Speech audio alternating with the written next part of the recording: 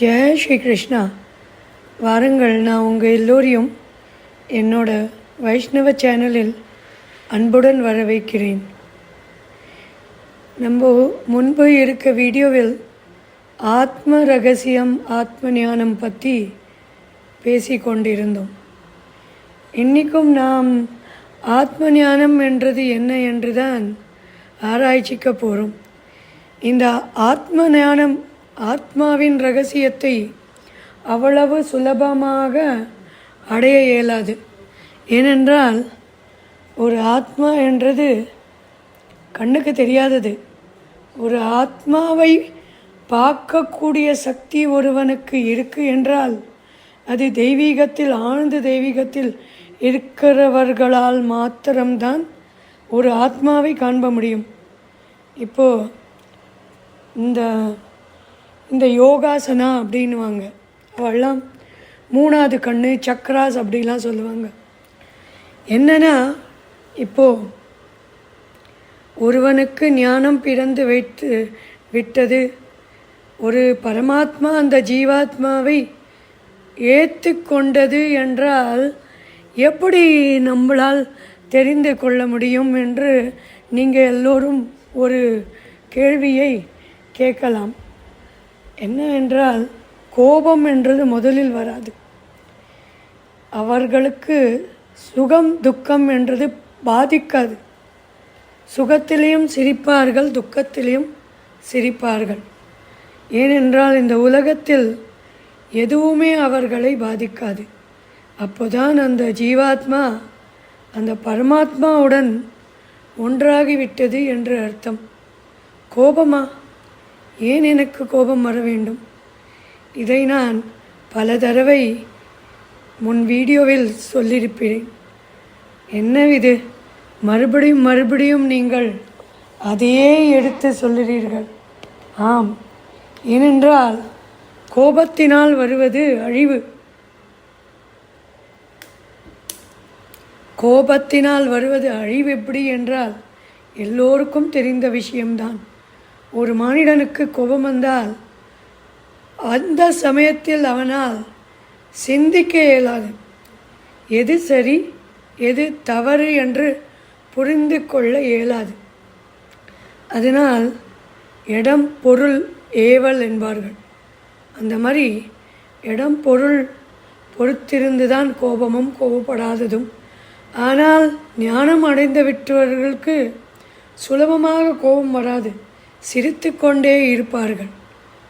அந்த மாதிரி எதுக்கு சொல்ல வருகிறேன் என்றால், ஒரு ஆத்ம ஞானம் அடைந்த மானிடனுக்கு எல்லாருமே ஒரு ஆத்ம ரூபத்தில் தான் தெரிவார்கள். ஒரு ஜீவாத்மா பூலோகத்தில் ஜனிக்கின்றது என்றால் அதுக்கு ஒரு பரமாத்மா இவ்வளோ நேரம் என்று கணித்து அதை பூலோகத்துக்கு அமர்த்தி விடுவாள். போய் வா, நான் உனக்கு ஒரு வாய்ப்பு தருகிறேன். நீ பண்ண தவறுகளை நீ சரி செய்து மோட்சம் அடைய உனக்கு ஒரு வாய்ப்பு இந்தா என்று பூர்வ பலன் படி உடல், ஞானம், தெய்வமிடம் பக்தி, குடும்பம் என்றெல்லாம் தந்து அதை சௌரியப்படுத்துவார்கள். சின்ன பட்சி இருக்கலாம், நம்ம கண்ணுக்கு அது சிறிதளவுக்கு ஒரு பட்சியாக இருக்கும். என்னவென்றால், ஒரு சின்ன உதாரணம் உங்களிடம் நான் இன்று சொல்ல ஆசைப்படுகிறேன். என்னவென்றால், நம்ம அதை பட்சி என்று பார்ப்போம். என்னடா இந்த பட்சியை கூண்டுக்குள்ளே வைத்து விட்டாளே, இந்த பட்சியை நம்ம விடுதலை செய்தால் என்ன சந்தோஷமாக வெள்ளை துள்ளி குதித்து பறந்து செல்லும். எனக்கு ஒரு வழக்கம் உண்டு. எல்லோரும் அன்னதானம் செய்வார்கள், நானும் அன்னதானம் செய்வேன். ஆனால் பட்சிகளை கூண்டிலிருந்து விடுவிப்பேன். அதில் எனக்கு அதுகள் சந்தோஷமாக பறக்கிறதை கண்டால் மனதில் அதீத ஆனந்தம் வரும். எதுக்கென்றால் சில சமயம் சில நேரங்கள் என்ன, ஒருவரை ஒரு தடவை ஒரு பட்சியை நான் போய் சென்று பார்த்தேன். கூண்டில் அடைத்து வைத்திருந்தார்கள். இந்த பட்சியில் விலை இது என்றார்கள். இந்த பட்சி, எல்லா பட்சியும் சந்தோஷமாக இருந்தது. ஆனால் அது மிகவும் துக்கமாக என் கண்ணுக்கு தெரிந்தது. இந்த பட்சியை தாருங்கள், என்ன விலையானாலும் பரவாயில்லை என்றேன். அவர்களும் சந்தோஷமாக அந்த பட்சியை தந்தார்கள். என்ன வந்த பட்சி என்று நீங்கள் என்னை கேட்கலாம்.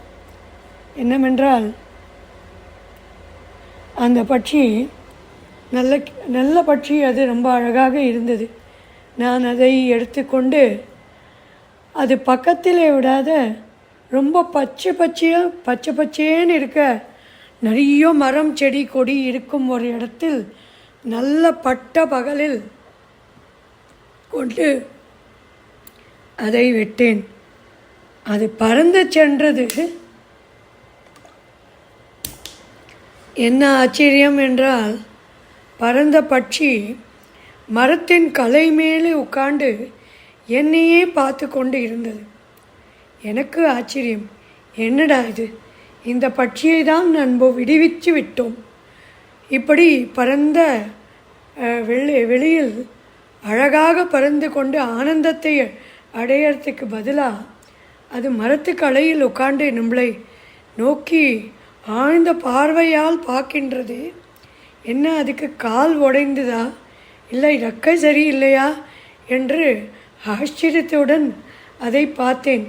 என்னடா செய்வது இப்போது இந்த பட்சியை நாம் என்று மிகவும் துக்கமாக இருந்தது.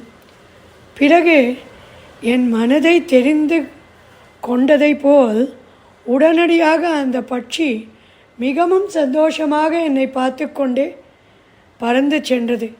யாரோ ஒரு நல்லவர் என்னை வாழ்த்து சென்றால் போல் எனக்கு ஒரு உணர்வு வந்தது. சில சமயங்கள் பூலோகத்தில் என்னவாகும் என்றால் நமக்கே தெரியாது. என்னடா இது என்று நம்ம நினைத்து கொண்டிருப்போம். சில சமயங்கள் தெய்வங்கள் பூலோகத்துக்கு வந்து சோதிப்பார்கள். இவர் மனசில் என்ன உள்ளது நம்ம பார்க்க வேண்டும் என்று. அந்த மாதிரி நான் சொல்வது பொய்யில்ல. தெய்வங்கள் வருவார்கள். அவர்களுக்கு வேண்டிய ரூபம் எடுக்கக்கூடிய சக்தி தெய்வங்களுக்கு உள்ளது. பட்சி ரூபத்திலையும் வருவார்கள், அவர்கள் பசு ரூபத்திலையும் வருவார்கள். தெய்வத்துக்கு அந்த சக்தி உண்டு.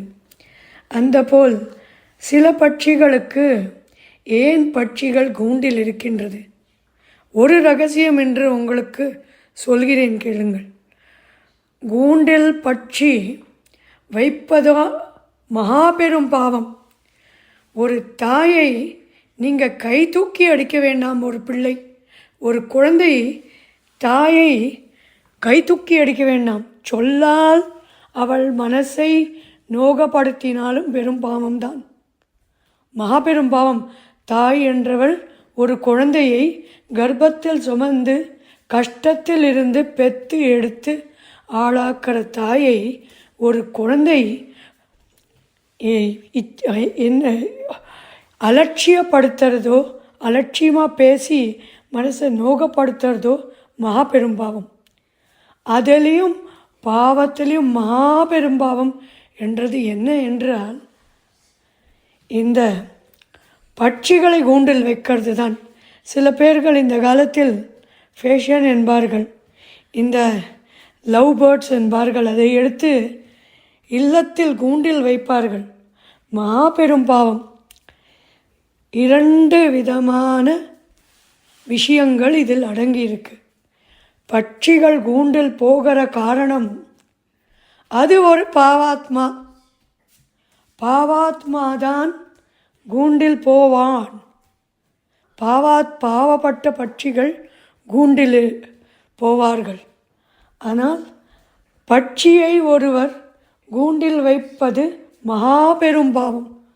நீங்கள் பாகவதத்தை எடுத்துட்டாலும், கிருஷ்ணரோட பகவத்கீதையை எடுத்துட்டாலும், அதில் எல்லாத்திலும் புராணங்களை படித்தாலும் அதில் என் கண்ண பரமாத்மா சொல்வது, பாவத்திலேயும் பெரிய பாவம் பட்சிகளை கூண்டில் அடைப்பதுதான் மகாபெரும் பாவம். நான் அதனால் எதுக்கு சொல்கிறேன் என்றால், எல்லாம் ஆத்மாதான்.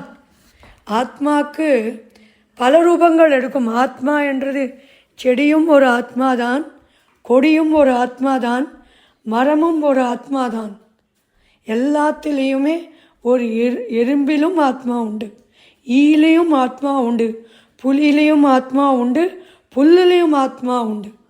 ஆத்மா என்றது ஒரு வைஷ்ணவ குலத்தில் ஒரு ஆத்மா ஜனனிக்க வேணும் என்றால் பல கோடி ஜென்மங்கள் எடுத்துதான் அது பகவானின் அனுகிரகத்தால் வைஷ்ணவ குலத்தில், விஷ்ணு குலத்தில், பகவான் நீ வா, நிறையோ நீ ஜென்மம் எடுத்து விட்டாய், பல கோடி ஜென்மமாகிவிட்டது, வா, உன்னை திருந்திக் கொள்ள நான் வாய்ப்பு கொடுத்து நீ திருத்தியும் கொண்டால், இப்பொழுது வா என்னிடம் என்று அழைத்து தன்னிடம் வா என்று அழைப்பார்கள். அப்பொழுதுதான் அந்த ஆத்மாவாலை வைஷ்ணவ குலத்தில் ஜனிக்க இயலும். மகாவிஷ்ணு ஒரு ஆத்மாவை அணைச்சி வைத்துக்கிறாள் என்றால் அவர்களுக்கு நிஜமான புண்ணியாத்மா, மாபெரும் புண்ணியாத்மா இருக்கும். ஆத்மா என்றதுக்கு அழிவு கிடையாது.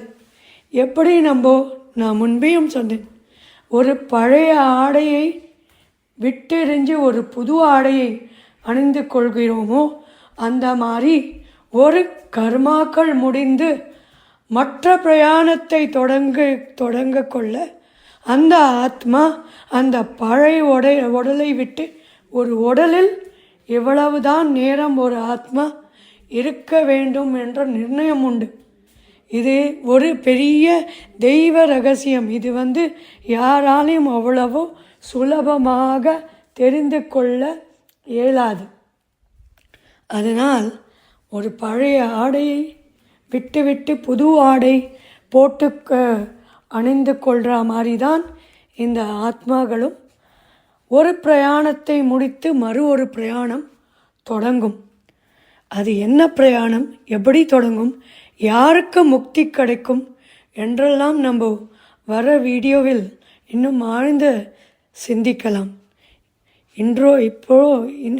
இத்தோடு நான் இந்த வீடியோவை முடித்து கொள்கிறேன். உங்களுக்கு என் வீடியோக்கள் பிடித்திருந்தால் சப்ஸ்கிரைப் செய்து கொள்ளுங்கள், ஒரு லைக்கும் போடுங்கள். எல்லோருக்கும் என் ஸ்ரீ கிருஷ்ணர் அருளால் நன்மைகள் உண்டாகட்டும். ஜெய் ஸ்ரீ கிருஷ்ணா.